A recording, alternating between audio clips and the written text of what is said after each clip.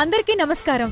మన జీవన శైలి సరిదిద్దుకోవడం కొరకు, సంతోషకరమైన మార్గంలో సుఖంగా బతకడం కొరకు సృష్టించబడ్డ ఒక అద్భుత కళే జ్యోతిష్యం. అంతరిక్ష పరిశోధనలు చేసే ఈ రోజుల్లోనైనా, లేక విజ్ఞానం అసలు అభివృద్ధి లేని ఆ రోజుల్లోనైనా సరే, దాదాపుగా క్రీస్తుపూర్వం 1500 సంవత్సరాలకు ముందు నుంచే వేదాలతో అనుసంధానమైనది మన జ్యోతిష్యం. ఈ జ్యోతిష శాస్త్రం మన దేశంలోనే కాదు, ప్రపంచ దేశాలన్నింటిలో పవిత్రంగా కాపాడబడుతున్న ఒక విలువైన శాస్త్రం. ఆ కోణంలో శ్రీ కరుమారి అమ్మన్ జ్యోతిష నిలయం నిర్వాహకులు, ప్రసిద్ధిగాంచి ఘనతకెక్కి వంశపారపర్యంగా జ్యోతిష్యం చెబుతున్న శ్రీ సహదేవరాజు గారినే ఈ రోజు మనం కలవబోతున్నాం. రండి కార్యక్రమం చూద్దాం.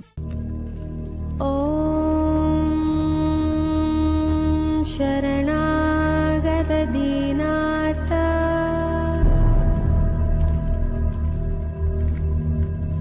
పరిత్రాణ పరాయణి.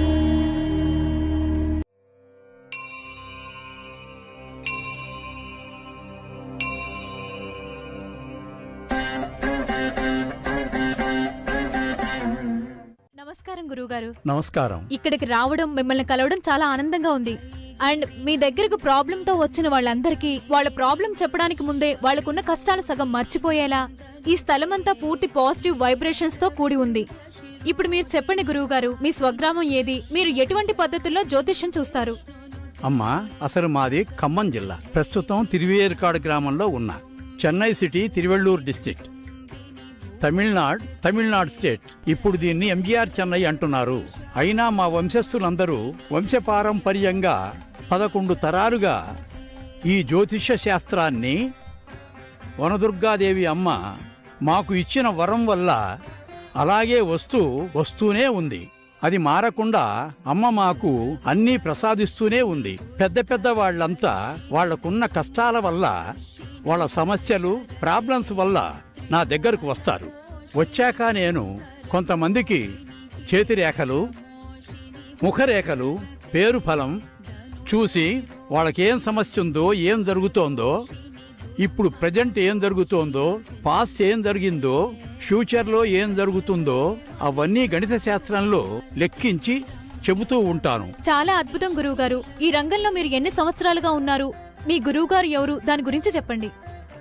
మా గురువుగారా అమ్మ తాతగారి యొక్క తాత, కానీ నాకు మాత్రం మా అమ్మగారి తండ్రి. తాతగారు లక్ష్మీ నరసింహదాసు, గొప్ప పండితుడని చెప్తారు.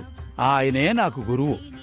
ఆయనే నాకు అంతా నేర్పించారు. అష్టసాముద్రిక విధానం, జాతక లక్షణం, మనుషుల యొక్క ముఖరేఖలు, వాళ్ళ యొక్క చేతిరేఖలు, అష్టసాముద్రిక, వాళ్ళ యొక్క పేరు ఫలం అన్నీ కూడా ఆయనే నాకు నేర్పించారు. ప్రస్తుతం చెన్నైలో Devi Nagar first floor Sindhu complex, అక్కడే నేను తిరువేరుకాడు కరుమారి అమ్మవారి సన్నిధిలో దాదాపు 50 సంవత్సరాలుగా నేను చూస్తున్నాను. అందరికీ తెలుసు, పెద్ద వాళ్ళు కూడా వస్తున్నారు.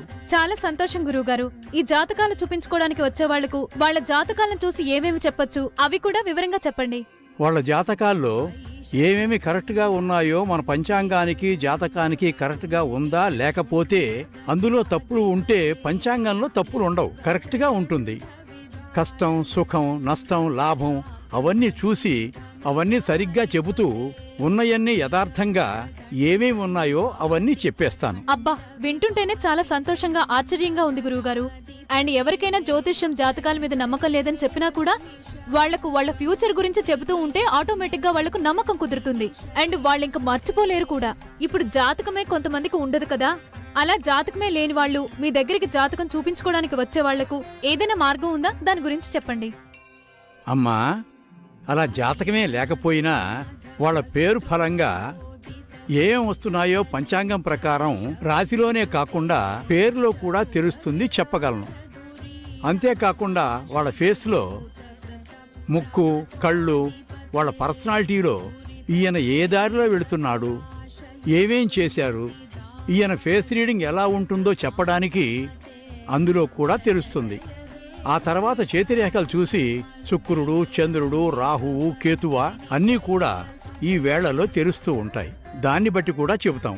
కరెక్ట్గా దీన్ని హస్త సాముద్రిక లక్షణం అని కూడా చెబుతారు. జ్యోతిష శాస్త్రంలో ఇది ఇప్పుడు పుట్టింది కాదు, త్రేతాయుగం, కృతయుగం, ద్వాపరయుగం నుంచి రామాయణ కావ్యాన్ని వాల్మీకి మహాకవి దీక్షభూని రాశారు. వ్యాస మహర్షి కూడా ఈ జాతకం గురించి ప్రపంచ జాతక భవిష్యత్తు రాశారు.